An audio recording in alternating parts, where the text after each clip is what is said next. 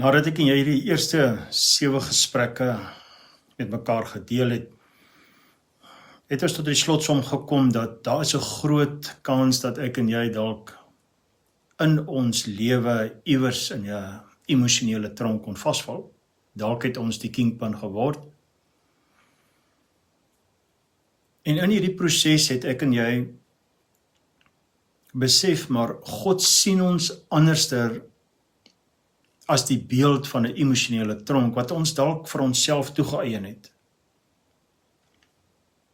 Dit is so dat ons natuurlik uit tydlose emosie het ons 'n effek wat op ons lewe afspeel van ons kinderjare af, of as dit wil glo of nie.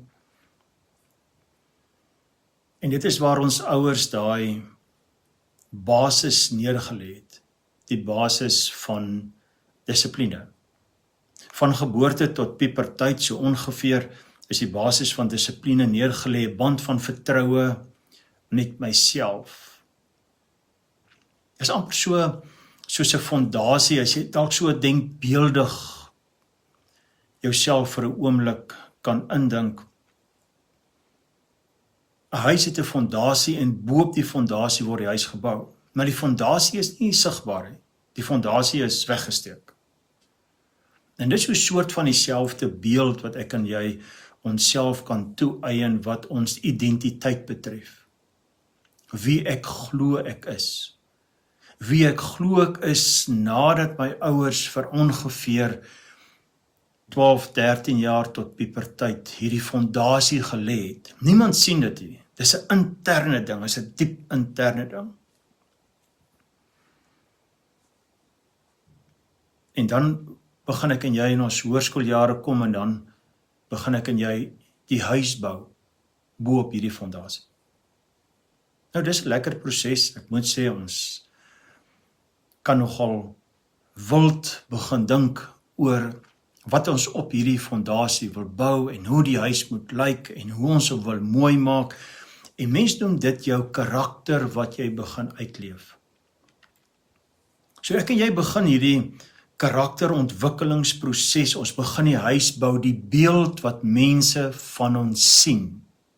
Die identiteit is die beeld wat ek het van myself, wie ek glo ek is, intern.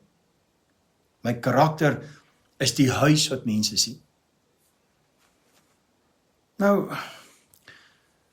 as ek en jy in 'n posisie kom waar ons identiteit nou nie so goed gevestig is, die fondasie is nie so sterk gegooi nie, en ons kom in ons tienerjare, dan is dit onafwendbaar die huis moet gebou kom.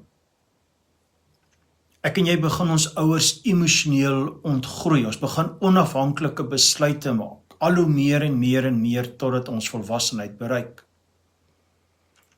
En hoe meer as hierdie onafhanklike besluite maak en emosioneel ons ouers begin ontgroei in besluitneming om ons behoefte na behoort self vervul te kry, onafhanklik van ons ouers,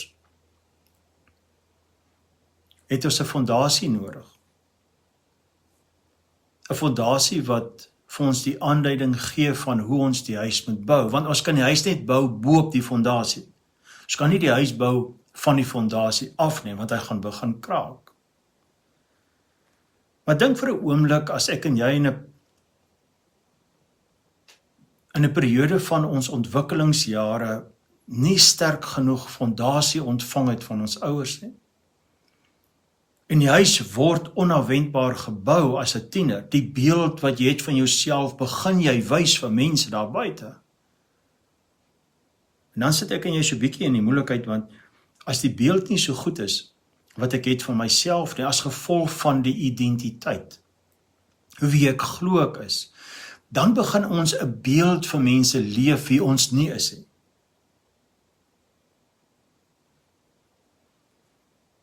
En dis waar die proses van die emosionele tronk gefestig raak in ons brein. Want die realiteit is, ons kan vir die mense 'n rad voor die oë draai deur 'n huis te bou wat baie aanskoulik lyk op 'n fondasie wat nie noodwendig sterk genoeg is om die huis te dra nie. Maar ons brein weet dit.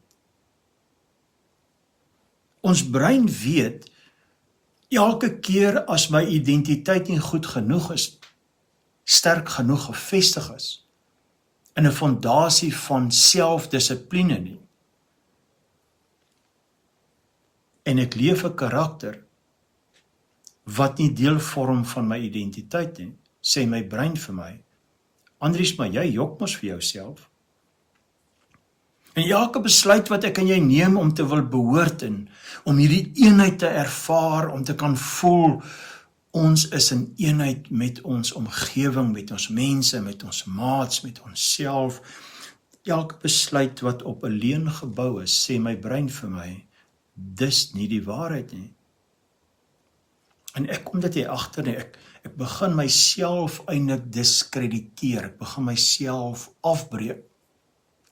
En ek draai 'n blinde oog en ek kyk weg van hierdie proses af wat my brein vir my probeer vertel, want ek wil dit nie raak sien nie.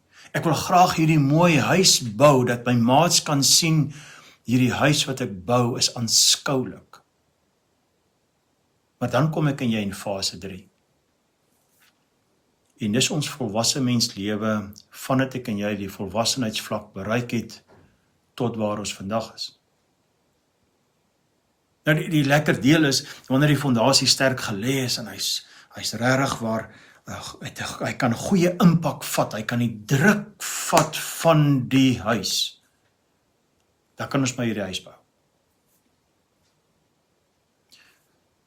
Maar as hy nie die druk kan vat nie, want die fondasie is nie goed genoeg gelê nie, en ons bou hierdie denkbeeldige huis bo op hierdie fondasie, wat nie noodwendig ons is nie, dalk bou ons van die fondasie af, of ons bou op die fondasie, maar die fondasie kan die gewig nie vat nie.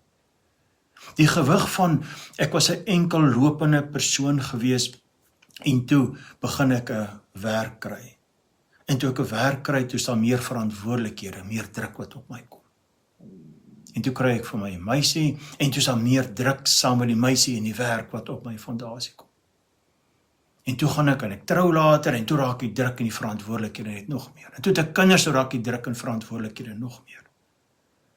En toe kry ek 'n verhoging en 'n posvlak verhoging, toe raak die druk net nog meer. En die druk begin net al hoe meer en meer en meer raak op hierdie fondasie.